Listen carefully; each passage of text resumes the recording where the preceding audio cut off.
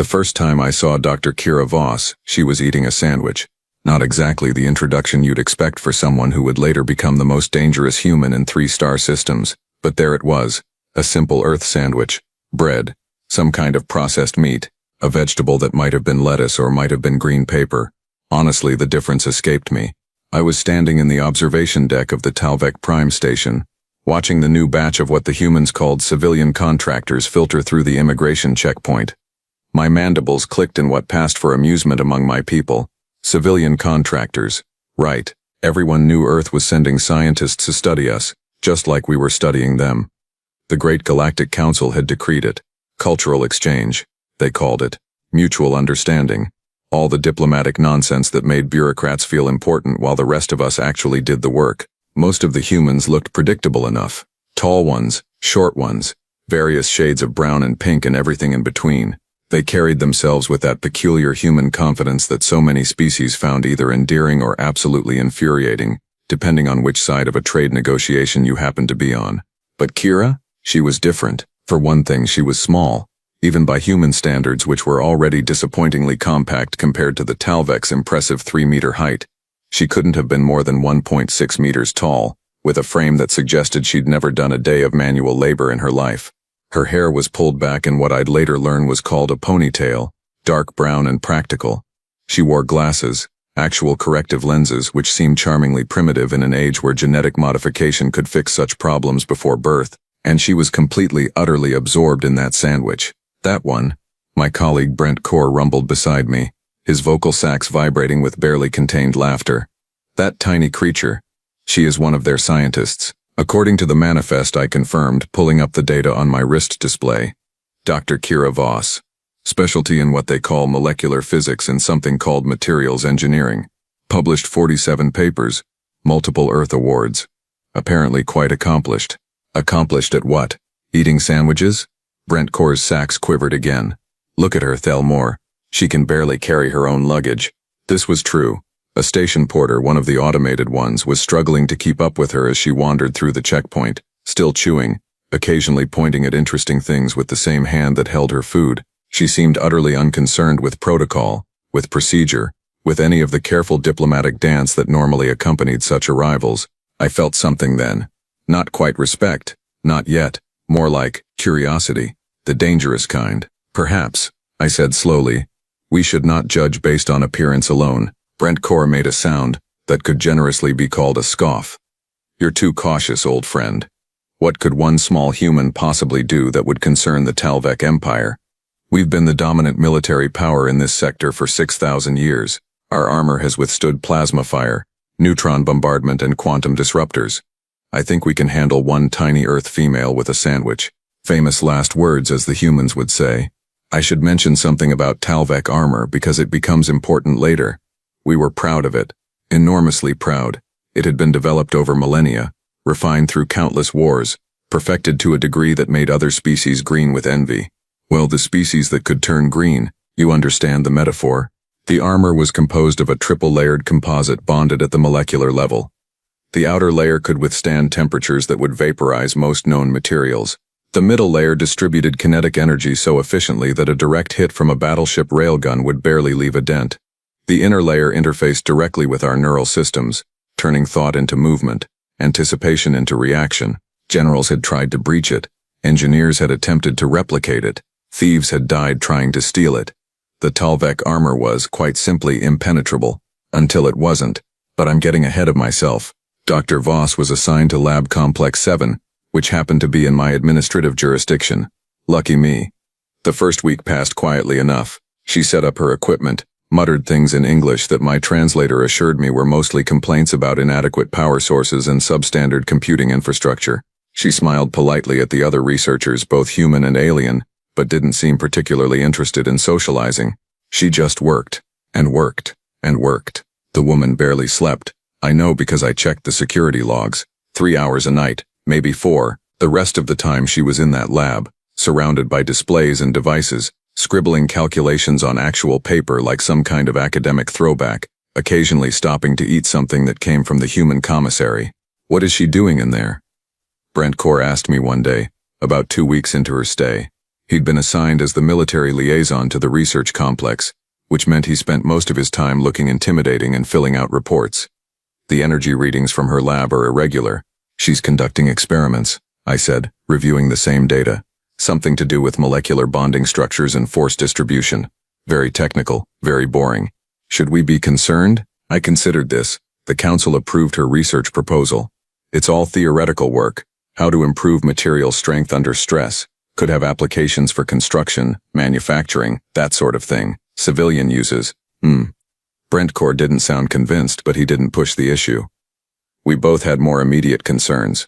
The humans had been in council space for less than a year, and there were still dozens of minor diplomatic incidents every day.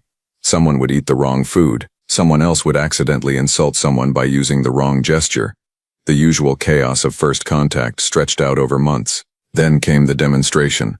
The council had decided, in its infinite wisdom, that it would be beneficial for the various species to show off their technological achievements. Build trust, foster cooperation, show the humans that we weren't just a bunch of primitive aliens living in tin cans floating through space. The Talvek military, never ones to miss an opportunity for posturing, decided to showcase our armor. They set up the demonstration in the main hangar bay. Huge space could fit a Corvette with room to spare. They brought in targeting drones, energy weapons, kinetic weapons, everything short of actual warship guns.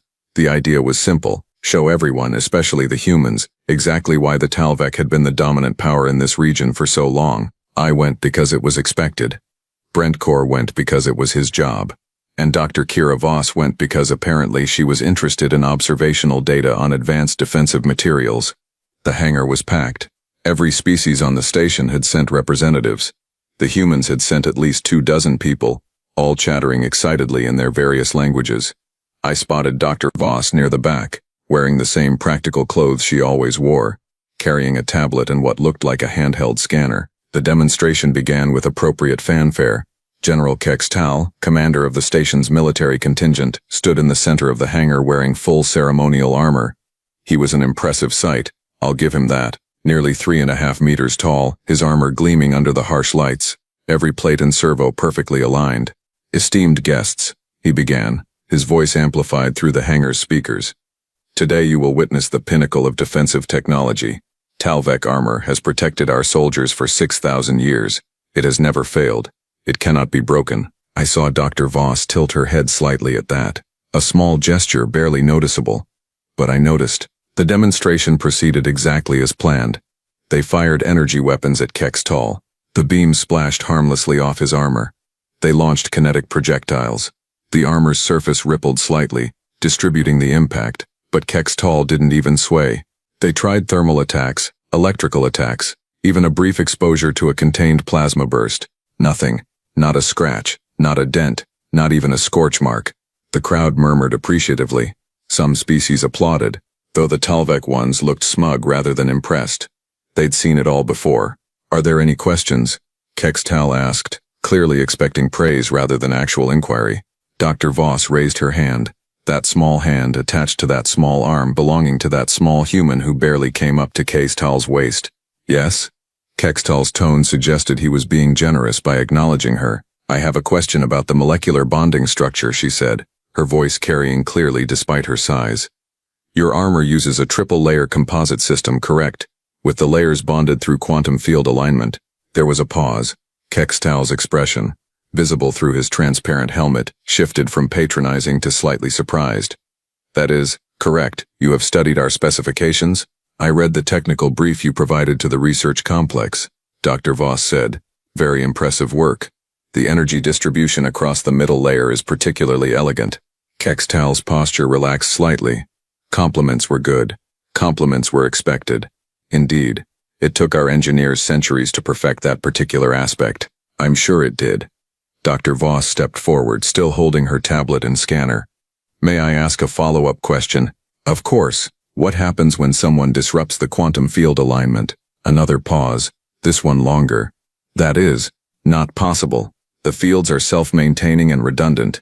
Even if you could somehow interfere with one bonding point, the others would compensate. Right. Dr. Voss nodded thoughtfully. But theoretically, if someone could identify the resonance frequency of the quantum fields and introduce a counter frequency, the bonds would destabilize. Temporarily, of course. Maybe just for a few seconds. Kextal's expression shifted again. Now he looked confused, with a hint of irritation creeping in. Theoretically, perhaps, but generating such a counter-frequency would require equipment we do not possess. The calculations alone would take years. Oh, I wouldn't say years.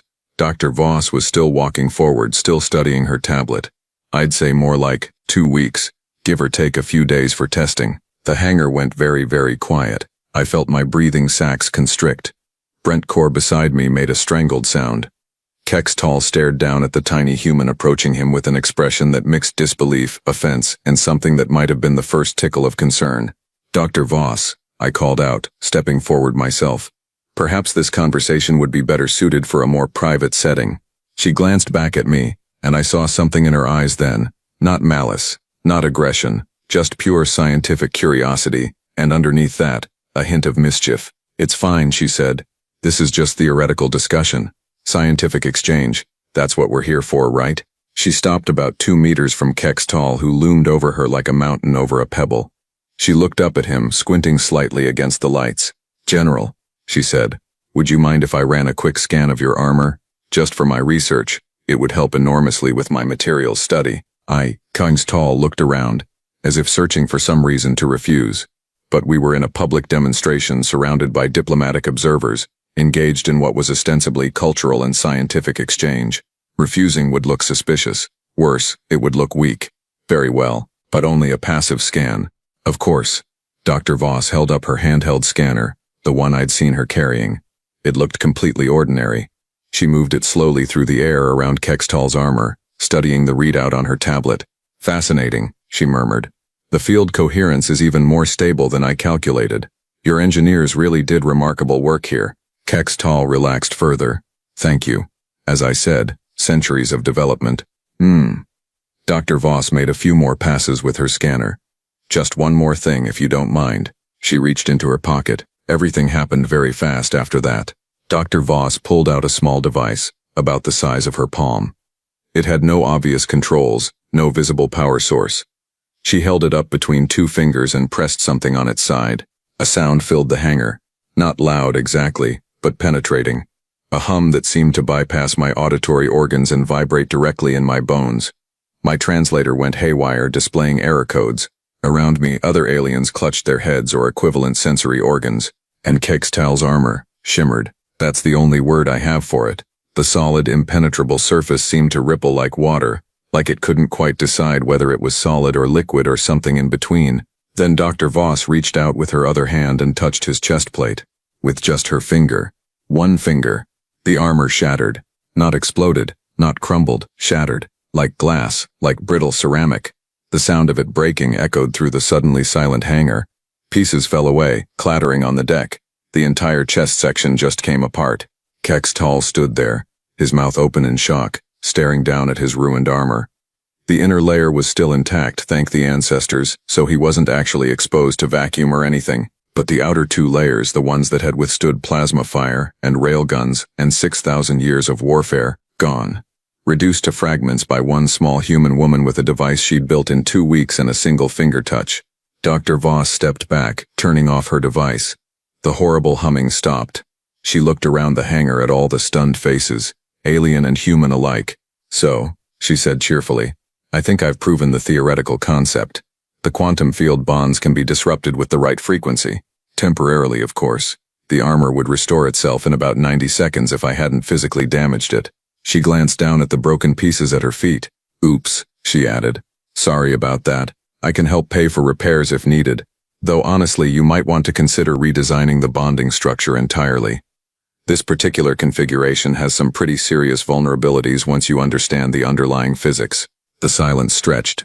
I watched various officials and military personnel trying to process what they'd just witnessed. Some humans were grinning. Some aliens looked terrified. Brent Core was making a sound I'd never heard from a Talvek before, something between a whimper and a growl. Kextal finally found his voice. You, this was, how dare you? Oh, I'm not attacking you or anything. Dr. Voss held up both hands in what I recognized as a human peace gesture. This is just research, scientific demonstration. You showed us your technology. I showed you what I learned from studying it. Cultural exchange, right? She smiled. It was not a comforting smile. Besides, she continued, I wanted to make a point. You all seem very impressed with yourselves, very confident. All this talk about invincible armor and dominant military power and thousands of years of supremacy, and that's fine. You should be proud of your achievements. Her smile widened slightly. But maybe don't assume humans are helpless just because we're new to this whole galactic community thing. We might be small. We might eat sandwiches while walking through immigration. We might seem disorganized and chaotic and primitive compared to you. She tapped the device in her hand. But we're really, really good at breaking things we're not supposed to be able to break. The silence in that hangar lasted approximately 5 more seconds before everything went absolutely insane. 3 things happened simultaneously. General Keck's tail lunged forward, apparently deciding that crushing the tiny human was the appropriate response to having his precious armor reduced to decorative gravel. 6 security officers rushed in from various entrances, weapons drawn and charging, and about half the humans in the room moved to intercept, forming a protective circle around Dr. Voss with a speed that suggested they'd been expecting exactly this kind of reaction. I threw myself between Keck's tall and the humans, which was either the bravest or stupidest thing I'd done in my entire career. Probably both. Stop, I shouted, my vocal sacs inflating to their maximum size to project authority I absolutely did not feel. Everyone stop right now. To my genuine surprise, they did. Keck's towel pulled up short, his remaining armor plates rattling. The security officers hesitated, looking confused. The humans maintained their defensive positions but didn't escalate. Dr. Voss at the center of it all looked mildly annoyed at the fuss. Really? She said. We're doing this? The whole aggressive posturing thing? I thought we were civilized species engaged in scientific discourse. You destroyed military equipment. Keck's voice came out as a roar that probably rattled the hangar's structural supports. You attacked a general officer of the Talvek Empire. I touched your armor during a demonstration you explicitly gave me permission to scan. Dr. Voss's tone remained infuriatingly calm, and I didn't destroy anything that wasn't already obsolete the moment I figured out how it works. Which, by the way, took me less time than your morning briefing probably does. Brent Core moved up beside me, his weapon drawn but pointed at the floor. Smart. Threatening enough to maintain order, not so threatening as to start a firefight. Dr. Voss, he said, his voice strained. You need to surrender that device immediately. No. Just like that. Simple. Final. No. That is not a request, Brent Core continued. That device is a weapon. Weapons are prohibited in civilian areas under Council regulations, Section 47, subsection. It's a resonance frequency generator. Dr. Voss interrupted. Completely legal under the same regulations, Section 92, subsection 14, which permits scientific instruments in designated research facilities and demonstration areas, which this is. She gestured around the hangar. You invited us here specifically to demonstrate technology. I had to admire her preparation. She'd clearly read the entire regulatory documentation. Probably the same 2 weeks she'd spent building her armor-breaking device. The intention of that regulation is not to permit weapons disguised as scientific instruments, I said, trying to keep my voice level and reasonable. Then it's a good thing this isn't a weapon. Dr. Voss held up the device again. Several security officers flinched. This is a tool for studying molecular bonding structures. The fact that it can be used to temporarily destabilize certain types of composite armor is just one application. It's also great for breaking down adhesive bonds in manufacturing, weakening welded joints for disassembly, and making really interesting patterns in certain types of crystals. She paused. The fact that 90% of military armor in Council space uses variations on the same quantum bonding principle that makes it vulnerable to this exact type of frequency disruption. Well, that's just unfortunate design convergence. The implications of that statement rippled through the crowd like a shockwave. I saw representatives from at least 4 other species suddenly look very uncomfortable. The Vorak delegate actually took a step backward. The human contingent, meanwhile, looked smug enough to power a small city with their collective satisfaction. You're saying, I began slowly, that this device could potentially affect other species' defensive systems. I'm saying the physics are the physics. Dr. Voss shrugged. Quantum field bonding is an elegant solution to a complex problem. It makes perfect sense that multiple species would develop it independently. But elegant doesn't mean perfect. Every solution has weaknesses. You just need to understand the underlying principles well enough to find them. Keck's made a sound like grinding metal plates. This is a threat. A clear threat to Council security. No. Dr. Voss corrected. This is a demonstration that Council security was never as secure as you thought it was. Big difference. Semantics. Science. Dr. Voss's expression hardened slightly. Look, General, I get it. You're embarrassed. Your super special invincible armor that nobody could ever break just got broken by a human woman 1/3 your size using a device she built in her spare time while eating terrible station food. That's got to sting. Kextal's mandibles clicked in what I recognized as barely controlled rage. But here's the thing, Dr. Voss continued. You invited us into this community. Earth didn't force its way in. We didn't conquer anyone or demand a seat at your table. You reached out to us. You said, come join the galactic civilization, share your knowledge, learn from us, build something better together. She gestured at the broken armor pieces scattered around Kextal's feet. So we did. I learned from you.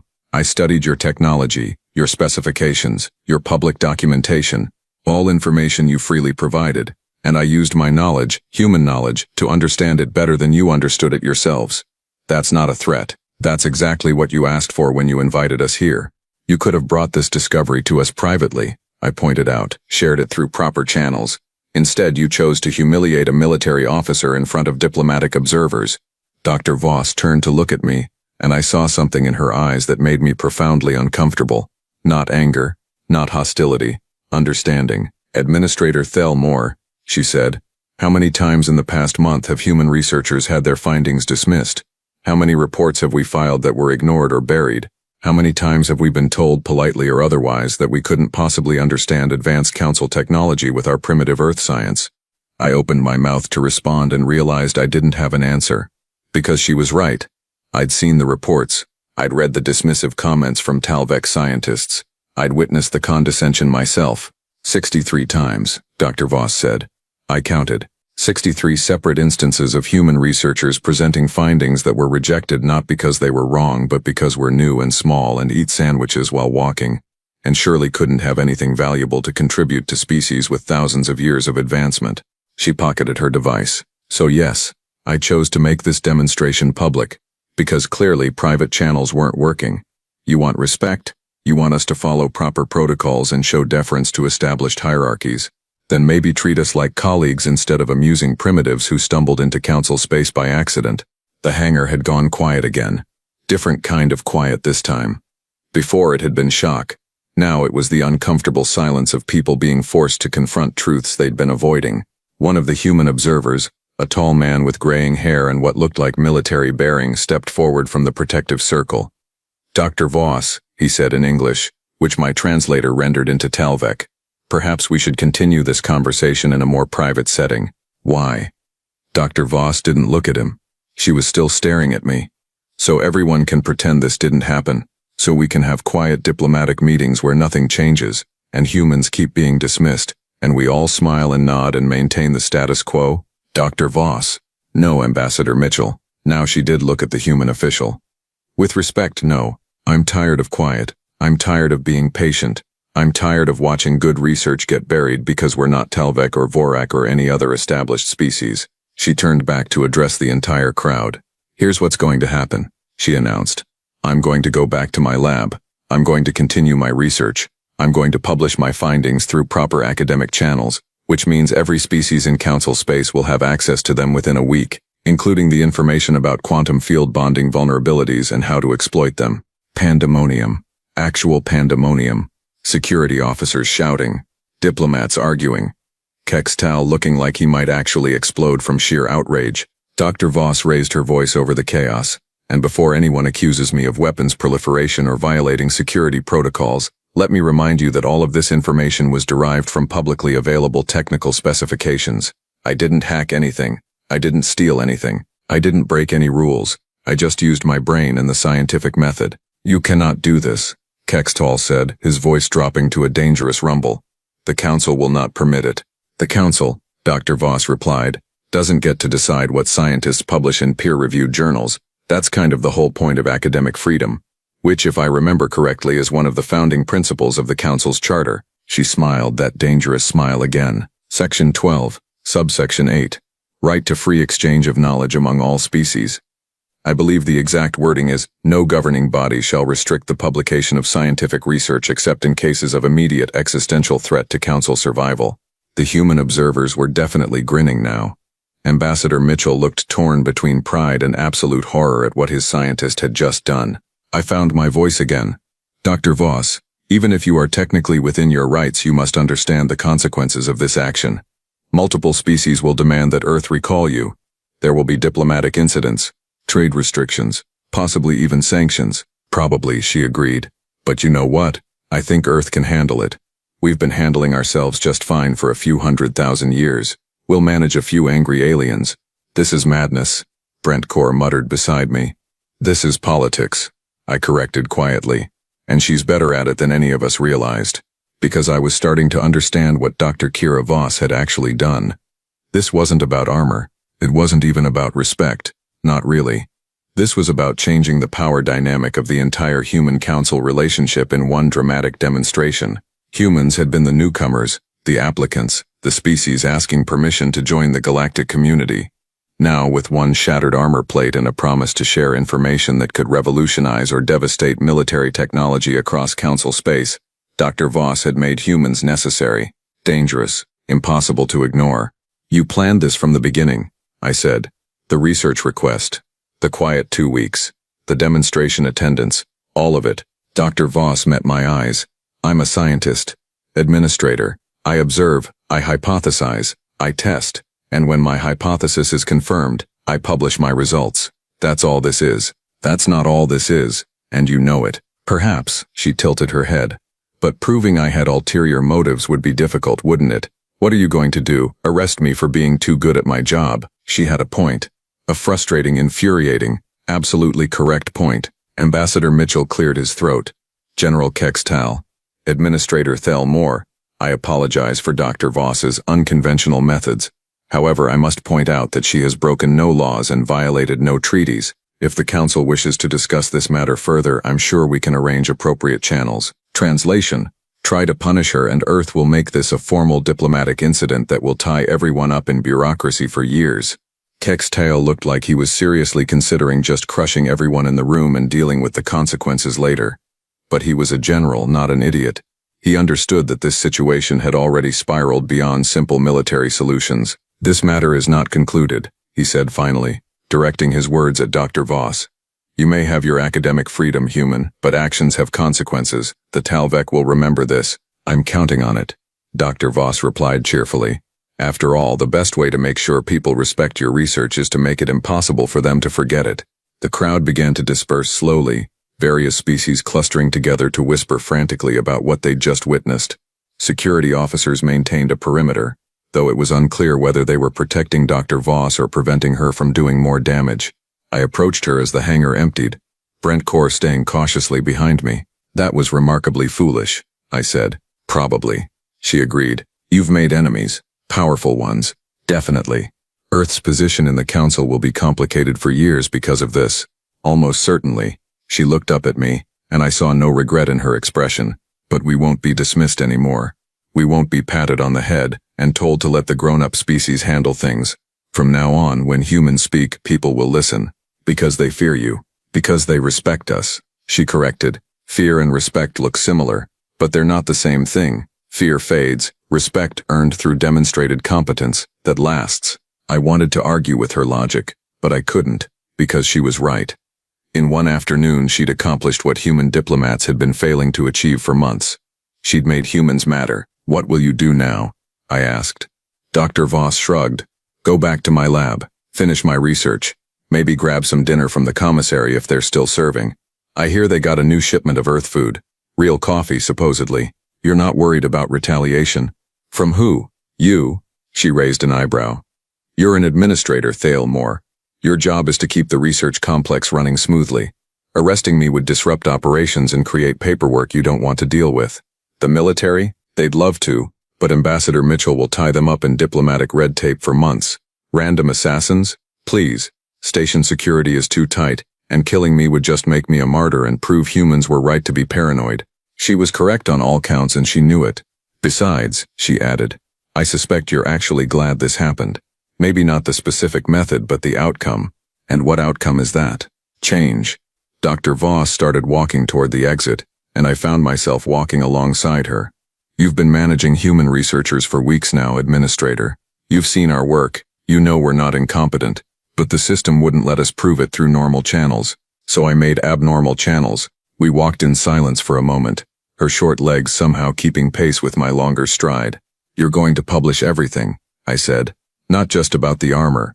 About every vulnerability you've found. Every single one, she confirmed. The armor was just the most dramatic demonstration.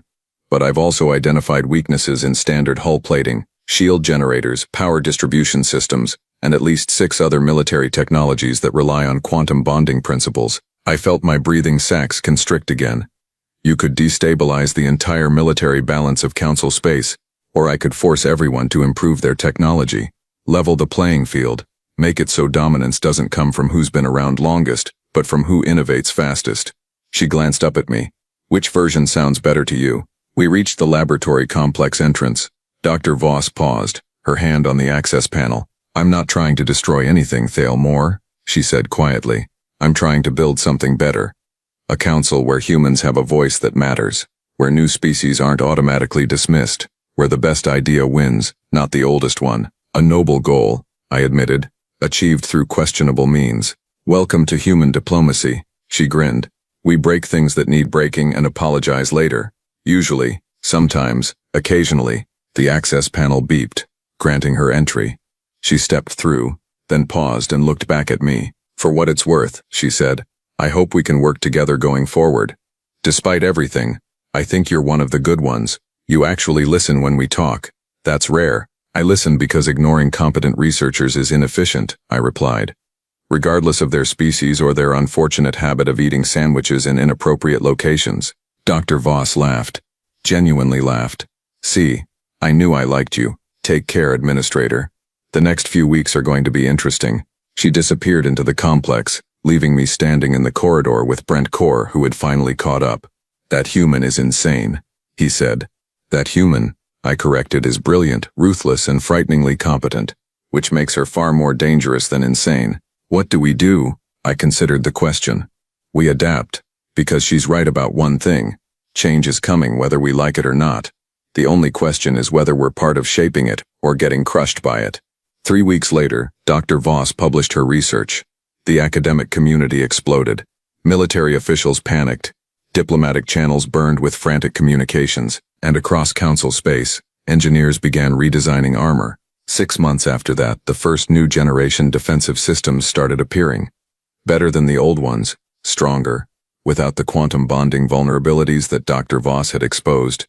Human researchers suddenly found their reports being read with attention, their recommendations being implemented, their contributions being valued. Dr. Kira Voss received 17 assassination threats, 43 awards from various scientific institutions, and one very awkward apology from General Kextall, who admitted that his armor redesign team had used her research and achieved remarkable results. I visited her lab one day about a year after the incident. She was eating a sandwich again. Different kind this time, some Earth creation with cheese that smelled vaguely alarming. Still breaking things? I asked. She looked up, smiled around her sandwich, and pointed to a display showing complex molecular diagrams. Always, she said. That's what humans do best. We find what shouldn't be possible, and we make it possible anyway. Usually by breaking everything first and rebuilding from the pieces. Terrifying, I said. Effective, she corrected. I couldn't argue with that. The humans, it turned out, were going to fit into Council space just fine. Not because they followed our rules or adapted to our ways, but because they changed the game entirely. And honestly, looking back at our stagnant 6,000 years of doing things the same way, maybe we needed someone to break our armor, literally and figuratively, even if she did eat sandwiches while doing it. Think, was Dr. Voss right to make such a bold move? Drop your thought in the comments. If you enjoyed this, hit like and subscribe. See you next time.